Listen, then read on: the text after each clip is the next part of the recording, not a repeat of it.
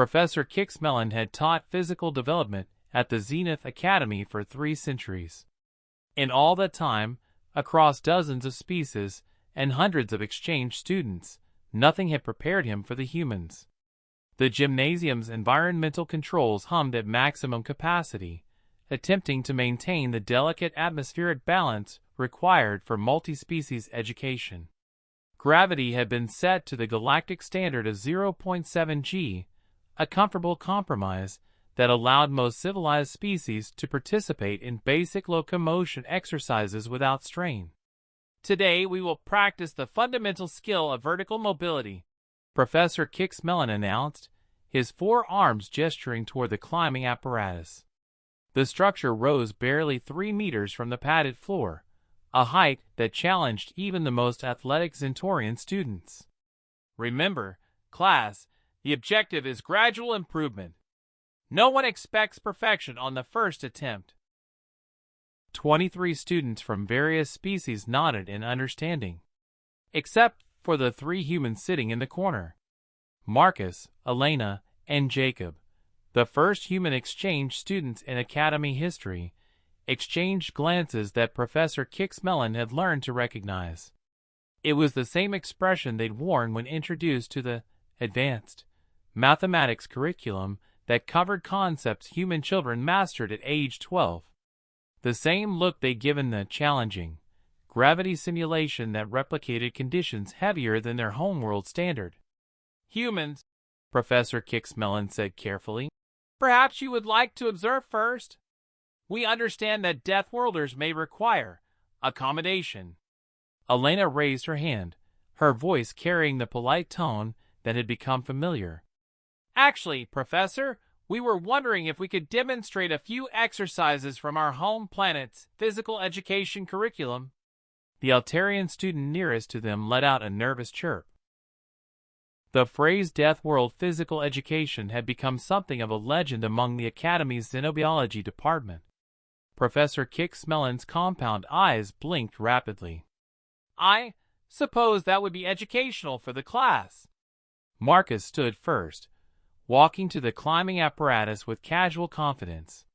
Without pause, he gripped the lower bar and pulled himself upward in one fluid motion. His feet never touched the structure as he ascended using only his arms, reaching the top in less than 4 seconds. The class fell silent.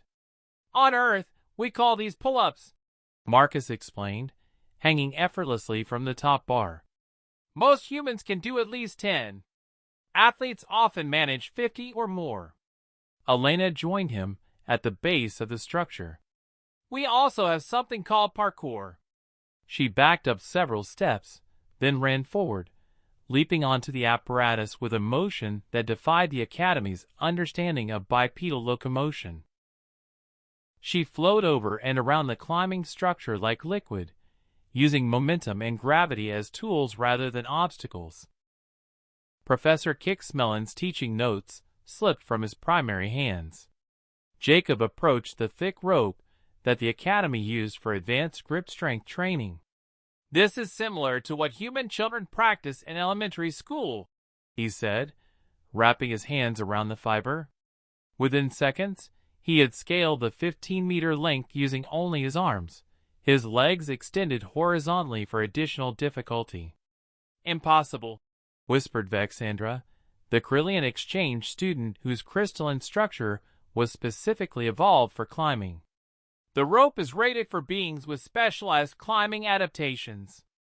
Oh, that reminds me, Elena said, dropping from the apparatus with a landing that should have shattered bones but barely produced a sound.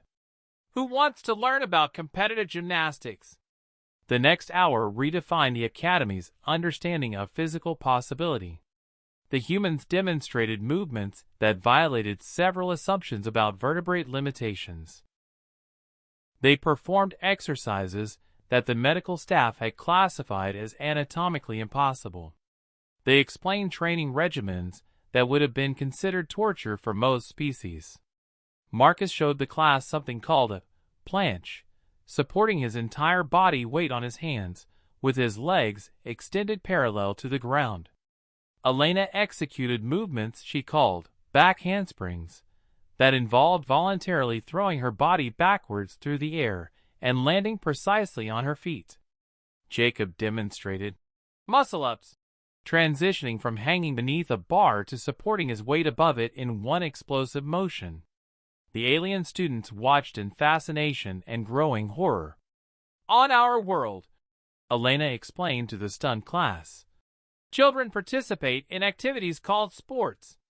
They involve running long distances, jumping over obstacles, lifting heavy objects, and competing in activities that would be classified as combat simulations on most civilized worlds.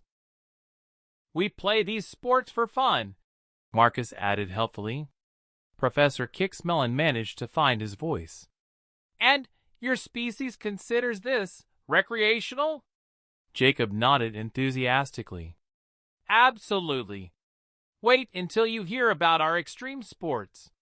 Rock climbing, skydiving, marathon running, mixed martial arts. The professor's forearms began to shake. Perhaps, he said carefully, we should end today's class early. I believe I need to consult with the medical staff about curriculum adjustments. As the alien students filed out in stunned silence, the three humans began stretching for what they called their cool-down routine.